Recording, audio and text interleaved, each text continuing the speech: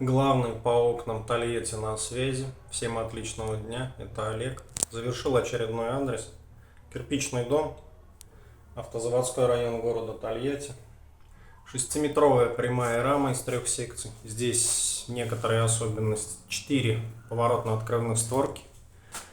Распашные друг с другом рядом, справа-слева. Однокамерный стеклопакет 32 мм, вот он пошире. Практически как двухкамерный стеклопакет работает. Такой вот балкончик.